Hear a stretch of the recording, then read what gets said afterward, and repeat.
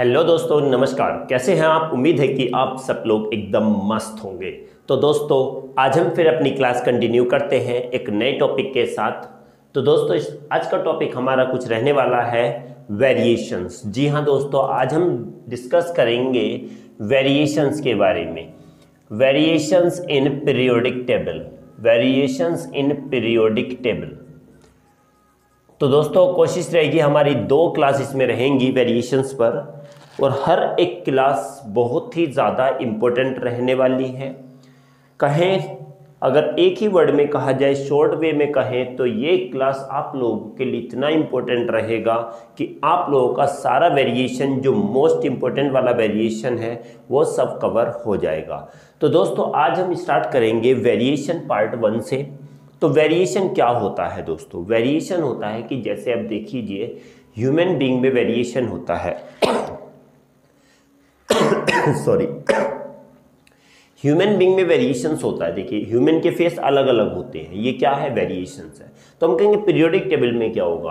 तो periodic table में क्या होता है कि कुछ ऐसी प्रॉपर्टीज होती हैं जिनमें वेरिएशंस पाया जाता है। सबसे पहले हमें पता है कि क्या एटॉमिक रेडियस होता है। दूसरा होता है हमारा आयोनाइजेशन इंथैल्पी।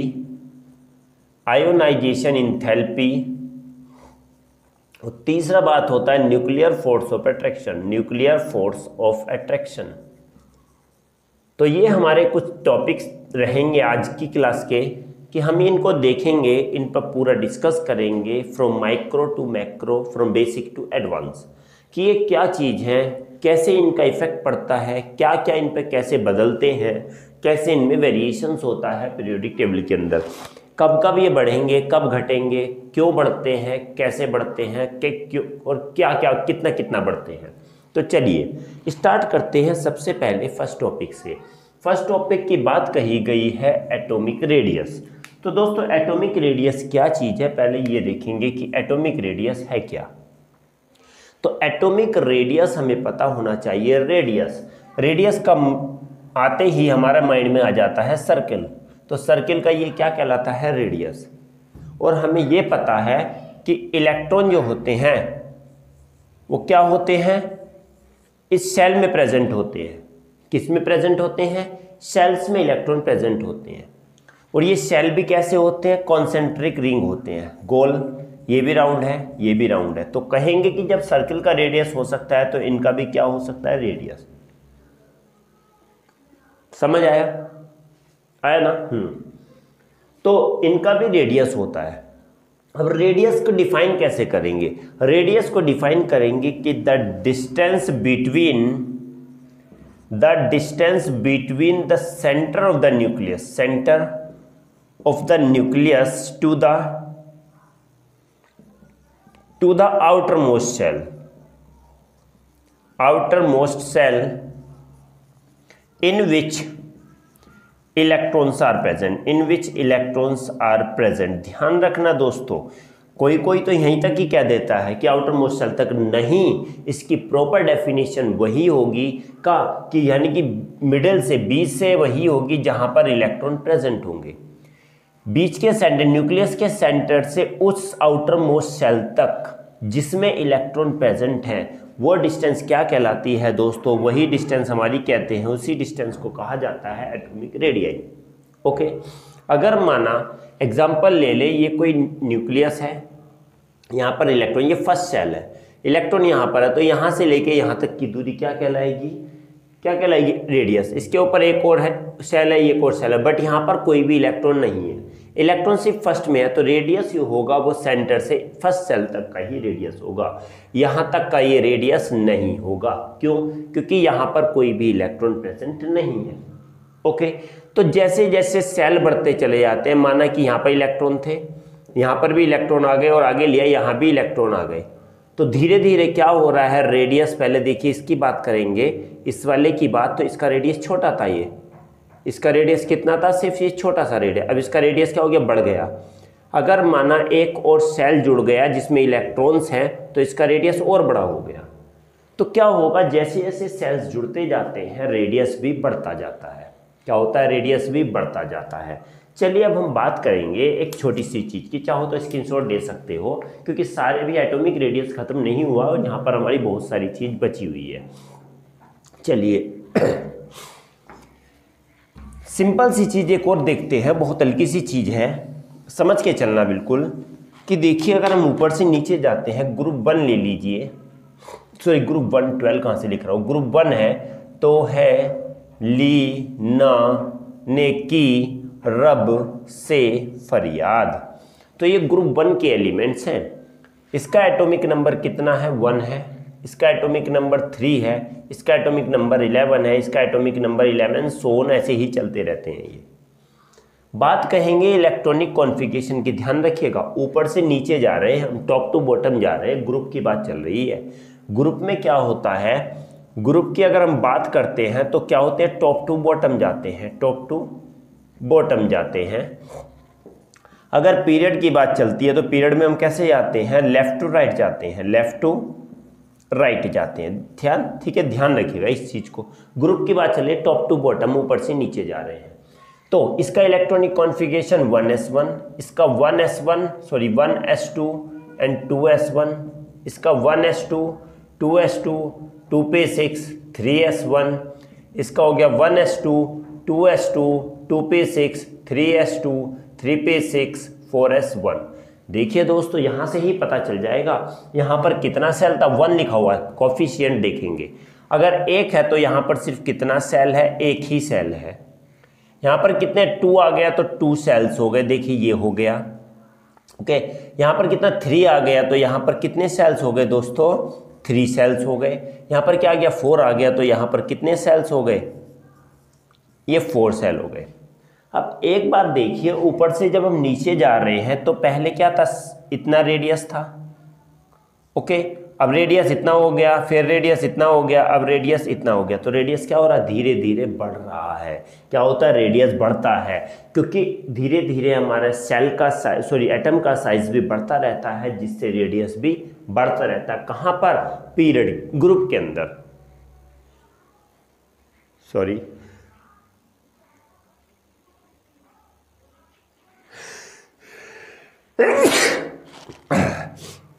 स्टूडेंट्स।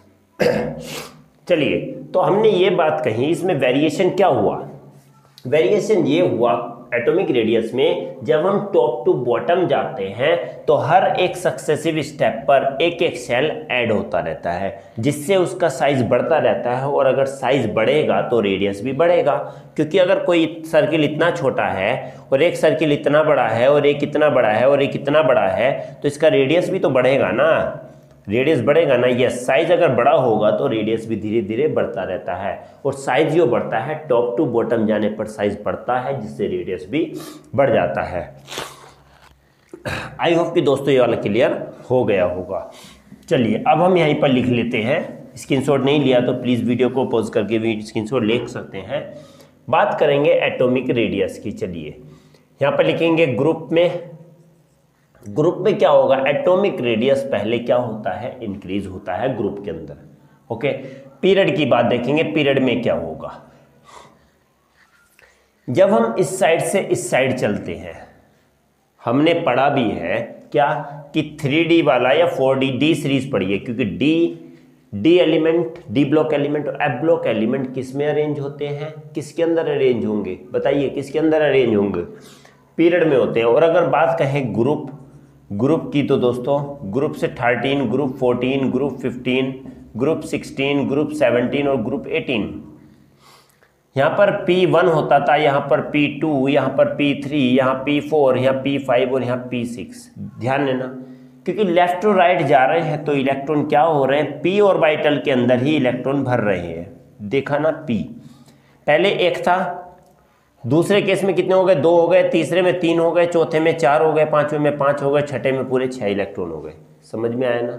यस, क्या हुआ कि एक ही ऑर्बिटल के अंदर इलेक्ट्रॉन भरते रहते हैं जब हम लेफ्ट टू राइट जाते हैं, और जब एक ही ऑर्बिटल के अंदर पूरे 6 इलेक्ट्रॉन हो गए, चाहे वो P के हो या D के हो या F के हो, तो जब आउटर मोस्ट शेल कंप्लीट हो जाता है तो इसमें क्या होता है, देखिए हमारा ये न्यूक्लियस है, ये कंप्लीट हो गया, माना 1 2 3 4 5 6 7 8 यहाँ हो गया, पूरा कंप्लीट हो गया। तो इस कंडीशन में क्या होता है, न्यूक्लियस इन इलेक्ट्रॉनों को अपनी ओर खींचता है। क्या करेगा, न्यूक्लियस इन इलेक्ट्रॉनों को बाहर की ओर अपनी ओर खींचता है। जब न्यूक्लियस इन इलेक्ट्रॉनों को खींचेगा तो क्या होगा, अगर मैं किसी भी चीज़ को खींचने लगूं तो वो क्या होगी, मेरे करीब आएगी। पहले माना कि अगर 10 मीटर रस्सी है मेरे पास और उस छोर पर कोई भी स्टोन बना हुआ है और इधर मैं उसको खींचता हूं तो रस्सी की लंबाई कम होगी या बढ़ेगी, उसको हम खींच रहा हूं तो स्टोन पास आ रहा है, स्टोन पास आएगा। और जब स्टोन पास आएगा तो रस्सी पहले 10 मीटर लंबी थी, जब खींचूंगा तो वो रस्सी की लंबाई क्या होती जाती है, छोटी होती जाती है। रस्सी की लंबाई छोटी होती जाती है।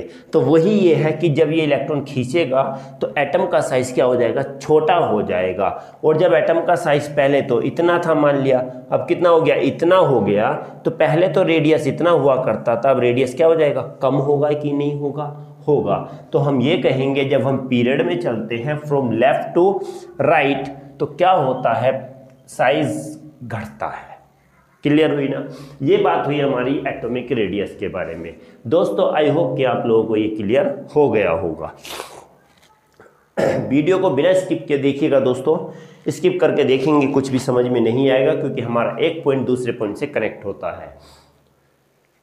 और दोस्तों जो अब नए हैं हमारे चैनल पर प्लीज़ सब्सक्राइब जरूर कीजिएगा, क्योंकि आप लोगों को यहाँ पर बहुत अच्छी चीज़ें, बहुत अच्छी केमिस्ट्री रिलेटेड आपको मिलते रहेंगे, टिप्स भी और नोट्स भी, सब कुछ आपको यहाँ पर अवेलेबल होगा।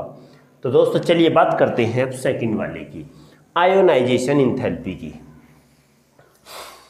सबसे पहले हम आयोनाइजेशन इंथैल्पी के बारे में देखते हैं। आयोनाइजेशन इंथैल्पी होता क्या है, आयोनाइजेशन इंथैल्पी क्या है। आयोनाइज से पता चला आयोनाइज हो रहा है, कोई एटम आयोनाइज होता है तो क्या बनाता है, आयंस बनाता है। आयनाइज, आयन नहीं दिख रहा ना, आयोनाइज्ड,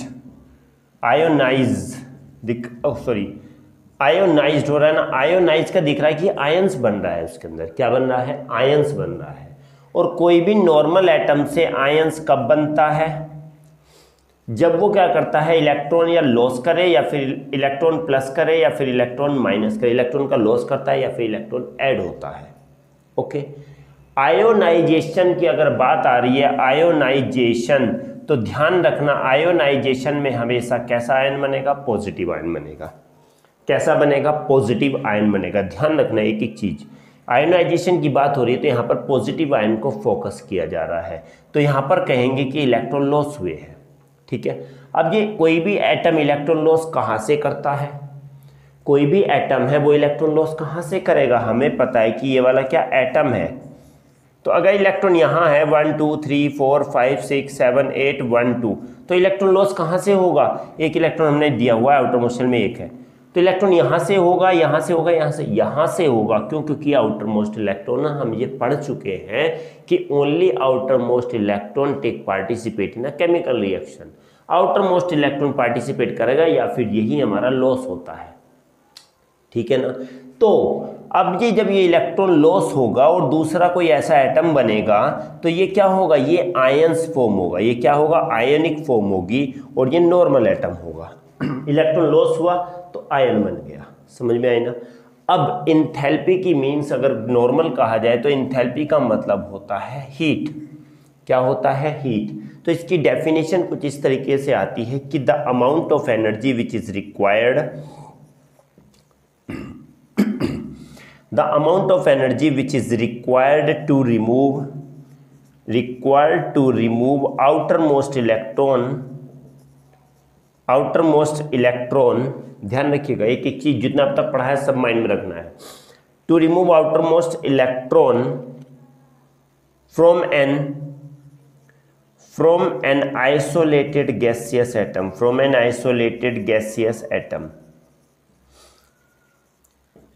तो यही है, किसी आइसोलेटेड गैसियस एटम के आउटर मोस्ट इलेक्ट्रॉन को रिमूव करने के लिए जितनी अमाउंट में एनर्जी होती है, the amount of energy which is required होगा, विच इज रिक्वायर्ड भूल गए दोस्तों हम इसमें, which is required to remove outer most electron. इस इलेक्ट्रॉन को रिमूव करने के लिए जितने अमाउंट में एनर्जी की जरूरत पड़ती है क्या बनाने के लिए, आयंस बनाने के लिए। वही एनर्जी हमारी क्या कहलाती है, आयोनाइजेशन इंथैल्पी कहलाती है। क्या कहलाती है, आयोनाइजेशन इंथैल्पी, ठीक है ना। इसको जो डिनोट करते हैं, रिप्रेजेंट करते हैं, वो किससे करते हैं, डेल्टा आई एच से करेंगे। इसको रिप्रेजेंट किससे करेंगे, डेल्टा आई एच से। डेल्टा एच में चेंज इंथैल्पी हो रही है और एच हम आई क्या हो गया हमारा, आयोनाइजेशन। चलिए दोस्तों, अब बात करेंगे इसका वेरिएशन पीरियोडिक टेबल में कैसे होता है, ठीक है जी। चलिए, स्क्रीनशॉट लेना चाहो तो ले सकते हो, क्योंकि इस पर वेरिएशन पर डिस्कस करने वाले हैं। चाहो तो दोस्तों वीडियो को रोक के भी आप यहाँ पर पॉज करके भी स्क्रीनशॉट ले सकते हैं। चलिए दोस्तों, बात करेंगे किसके बारे में, आयोनाइजेशन इंथैल्पी के वेरिएशन के बारे में। तो आयोनाइजेशन इंथैल्पी का पता है ना, जो आउटर मोस्ट से इलेक्ट्रॉन रिमूव हो रहा है, ठीक है जी, आउटर मोस्ट से इलेक्ट्रॉन रिमूव हो रहा है। अब ये मान के चलिए, अगर मैं इस टाइप से हाथ तुम्हारा तेजी से पकड़े रहूँगा तो छुड़ाने के लिए क्या होगी, अगर मैं हल्के से पकड़े रहूँगा तो आसानी से छुड़ जाएगा, इतनी एनर्जी की ज़रूरत नहीं है, समझ के चलना। ओके, देखो प्रैक्टिकली तौर पर बता रहा हूँ। माना ये है, मैंने इसको ऐसे पकड़ा है और अगर छुड़ाऊंगा, ज़्यादा तेज नहीं पकड़ा, हल्के से पकड़ा, उसको खींचूंगा तो आसानी से खींच जाएगा। खींच गया ना, आसानी से खींच गया, क्योंकि लूजली था ये बाउंड, लूजली, इतना ज़्यादा क्या टाइटली पैक्ड नहीं है, इतना ज़्यादा क्या स्ट्रॉन्ग नहीं है। अब मैं इसको तेज क्या कर रहता हूँ, पकड़े रहता हूँ, तेजी से पकड़े रहता हूँ। अब उसको जब छुड़ाऊंगा तो मुझे काफ़ी एनर्जी की ज़रूरत पड़ेगी, काफ़ी एनर्जी चाहिए इसको छुड़ाने के लिए। अगर ये टाइटली बाउंड है तो, टाइटली बाउंड है तो, लूजली होगा तो आसानी से छुड़ जाएगा, टाइटली है तो बहुत ज़्यादा एनर्जी की ज़रूरत पड़ेगी इसको छुड़ाने के लिए। समझ आए, बस यही माइंड में रखना है कॉन्सेप्ट, और आ जाइए लाइन में। तो हम ये कहते हैं कि ये न्यूक्लियस है और ये इलेक्ट्रॉन्स है, सॉरी ये सेल है और ये इलेक्ट्रॉन्स हैं। 1 2 3 4 5 6 7 8 एंड 1 2 मान लिया, ये न्यूक्लियस है। न्यूक्लियस के जो पास में सेल होता है उस पर न्यूक्लियस का फोर्स सबसे ज़्यादा होता है। न्यूक्लियस के जो पास वाला सेल है, फर्स्ट सेल है, दूसरा सेल है, तीसरा सेल है, तो फर्स्ट वाले सेल में न्यूक्लियर का फोर्स सबसे ज़्यादा होगा, और जैसे हम दूर को जाते रहेंगे इसका फोर्स धीरे धीरे क्या होता रहता है, कम होता रहता है। पास वाले सेल पर सबसे ज़्यादा फोर्स लगा हुआ है, सेकंड वाले पर कम लगा हुआ है, तीसरे वाले पर कम लगा हुआ है। तो वही तो, जितना कम होगा वो आसानी से क्या हो जाएगा, रिमूव हो जाएगा। तो बाहर के इलेक्ट्रॉनों को रिमूव करने के लिए इतनी ज़्यादा एनर्जी की ज़रूरत नहीं होगी, कम एनर्जी लगेगी इस इलेक्ट्रॉन को रिमूव करने के लिए। क्यों, क्योंकि इसका अट्रैक्शन, इसका फोर्स इस पर कम लगा हुआ है।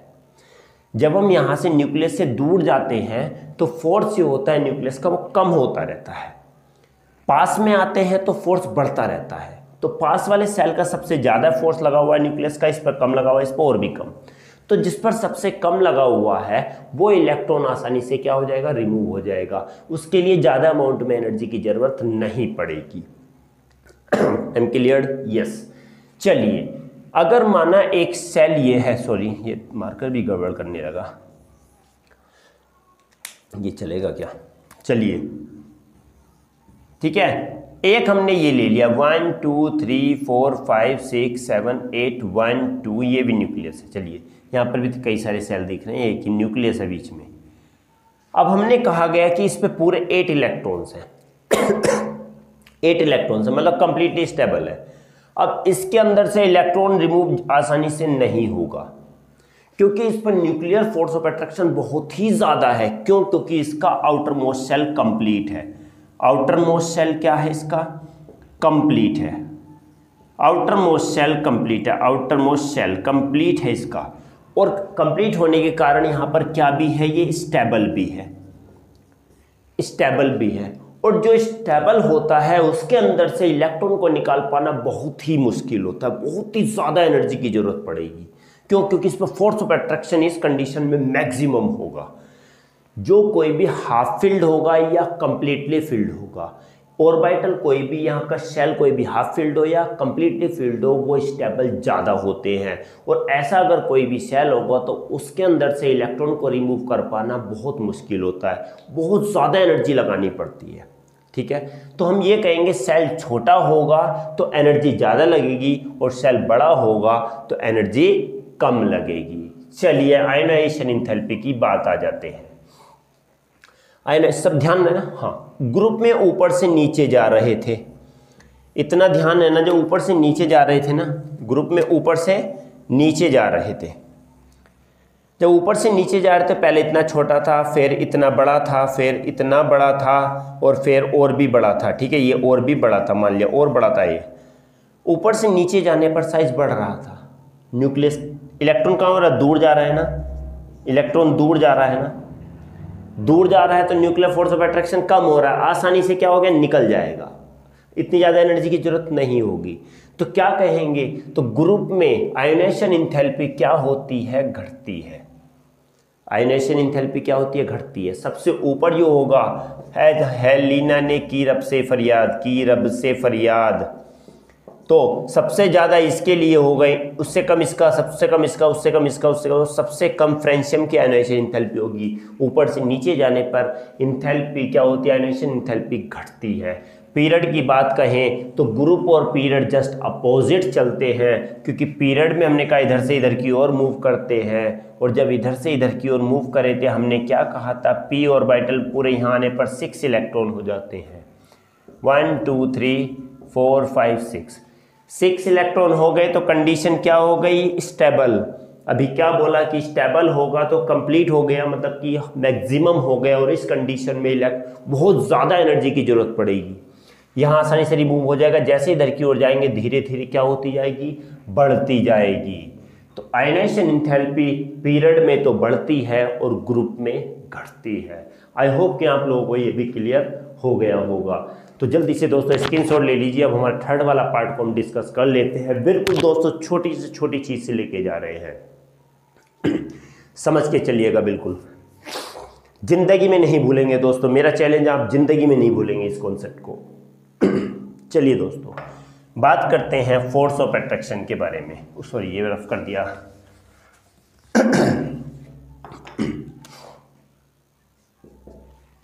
फोर्स ऑफ अट्रैक्शन के बारे में देख लेते हैं। पहले फोर्स ऑफ अट्रैक्शन है क्या।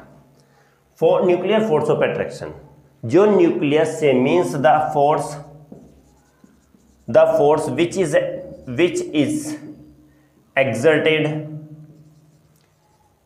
exerted by the nucleus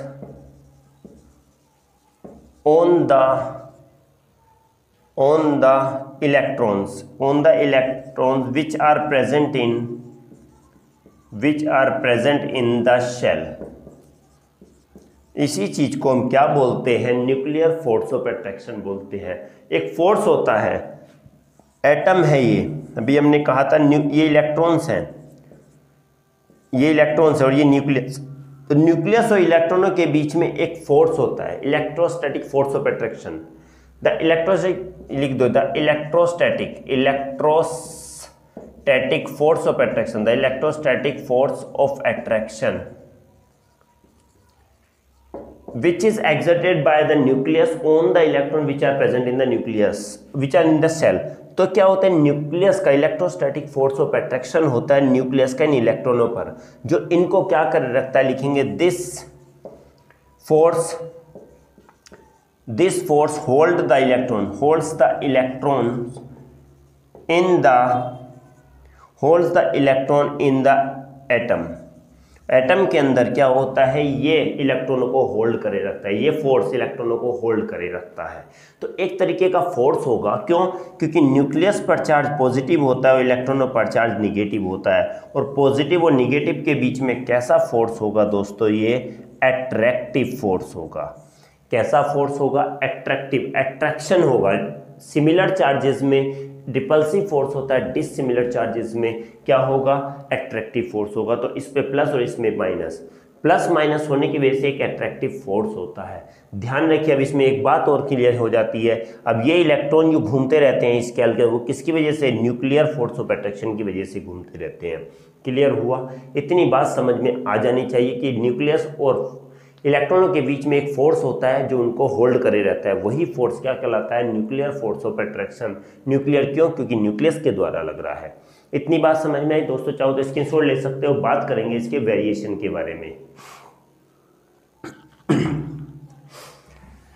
चलिए दोस्तों वेरिएशन के बारे में देख लेते हैं, वेरिएशन क्या है। कई बार मैं बोल चुका हूँ, ये न्यूक्लियस है और ये सेल्स हैं। ओके, ये 1 2 1 2 3 4 5 6 7 8 1 2 1 2 3 4 5 6 7 8 1 2 3 4 5। चलिए दोस्तों, ये क्या है, इसमें 2 ही शेल हैं, 2 ही शेल है, इसमें 3 शेल है। तो कौन सा एटम बड़ा है? Definitely A and B, B वाला बड़ा है। तो बी वाला एटम ए से बड़ा है, ठीक है ना। जब एटम बड़ा होगा तो न्यूक्लियस से दूरी सेल की बढ़ जाती है। ये छोटा है तो न्यूक्लियस से दूरी क्या होती है? घटे रहेगी, कम रहेगी, इसमें ज़्यादा रहेगी। सेल बड़ा तो दूरी, न्यूक्लियस से दूरी ज़्यादा, जब दूरी ज़्यादा तो फोर्स ऑफ अट्रैक्शन कम रहेगा, फोर्स ऑफ अट्रैक्शन कम रहेगा। तो ध्यान रखिएगा, ऊपर से नीचे जाने पर क्या हो रहा है, ऊपर से नीचे जाने पर क्या हो रहा है? साइज बढ़ रहा है। साइज बढ़ रहा है तो न्यूक्लियस, इलेक्ट्रॉन न्यूक्लियस से दूर जा रहा है, इलेक्ट्रॉन जो है न्यूक्लियस से दूर जा रहा है धीरे धीरे। देखिए यहाँ था, अब यहाँ हुआ, यहाँ हुआ, यहाँ हो गया, दूर जा रहा है। जब दूर जा रहा है तो क्या होगा? न्यूक्लियर फोर्स ऑफ अट्रैक्शन कम हो जाएगा। समझ में आया है? जब इधर जा रहे हैं तो क्या हो रहा है कि P6 हो गया, और हमने कहा था कि न्यूक्लियर फोर्स ऑफ अट्रैक्शन सबसे ज़्यादा होगा इसमें, क्योंकि स्टेबल स्टेट आ जाती है। ओके, तो चलिए बात करते हैं इनके वेरिएशन के बारे में, ए और B. Nuclear force of attraction group में ऊपर से नीचे जाने पर ग्रुप में क्या होता है? घटता है। और दूसरी बात, अगर कहें पीरियड में जाने पर तो क्या होगा दोस्तों? बढ़ेगा। क्या होगा? पीरियड में जाने पर बढ़ेगा। आई होप कि दोस्तों आप लोगों को ये भी क्लियर हो गया होगा, बिल्कुल क्लियर हो गया होगा। चलिए दोस्तों, जल्दी से स्क्रीनशॉट ले लीजिए, फिर एक छोटा फॉर्मूला बता देता हूँ इसका। दोस्तों आई होप कि आप लोगों को ये तीनों टॉपिक क्लियर हो गए होंगे। और अगले वाले दोस्तों जो बात होगी, अगले वाले वेरिएशन कुछ हैं वो हम अगली क्लास में डिस्कस करेंगे, और उससे कुछ इंपॉर्टेंट क्वेश्चंस और जो यहाँ से रीजन बेस्ड क्वेश्चन होते हैं उस पर हम अगली क्लासेस में डिस्कस करेंगे, अगली ही क्लास में कंटिन्यू। तो बने रहिएगा हमारे साथ। और जिस भाई ने अभी तक चैनल सब्सक्राइब नहीं किया है, जो पहली बार है, तो प्लीज़ चैनल को सब्सक्राइब जरूर कीजिएगा। चलिए दोस्तों, एक छोटा सा फॉर्मूला बता देता हूँ कि एटॉमिक रेडियस जो होता है, एटॉमिक रेडियस की अगर बात आती है या एटॉमिक साइज की बात आती है, साइज और रेडियस अगर दोनों बात एक ही होती है, साइज से एटम बड़ा और रेडियस बड़ा, ठीक है, दोनों एक ही चीज़ है।